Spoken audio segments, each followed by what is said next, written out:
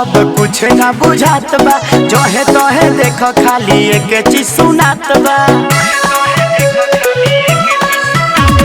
भइल का जमाना अब कुछ ना बुझात बा, जहे तहे देख खाली एक चीज सुनात बा। हम होई परेशान जाके जहर पिएंगे। तू अपना आप के बड़का गुंडा समझ रहे का मुंह पे? हई कलुआ के मलिया कहतिया नहीं देंगे देंगे नहीं देंगे देंगे। अखिलेशवा के मलिया कहतिया खाली देंगे देंगे देंगे देंगे देंगे देंगे देंगे देंगे देंगे देंगे।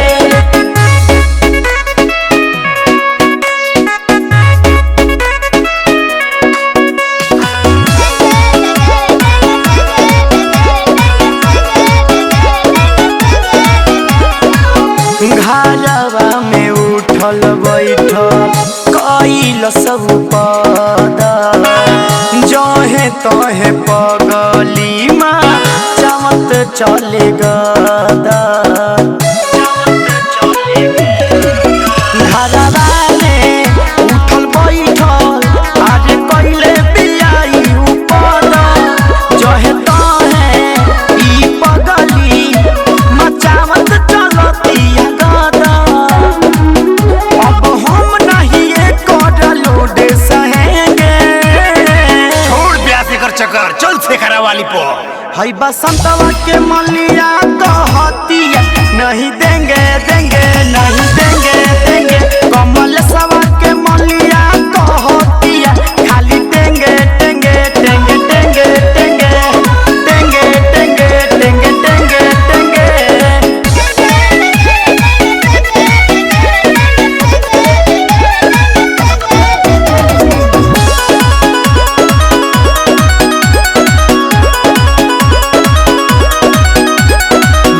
सोशल मीडिया पे भी धूम मचैले बिया, फॉलो करे वाला सन के पागल बनैले बिया। सोशल मीडिया पर ई है धूम मचैले बिया, फॉलो करे वाला सन के पागल बनैले बिया। जाके शेखर सने ही से केस हम करेंगे।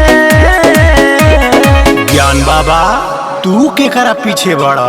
हई सोनुआ के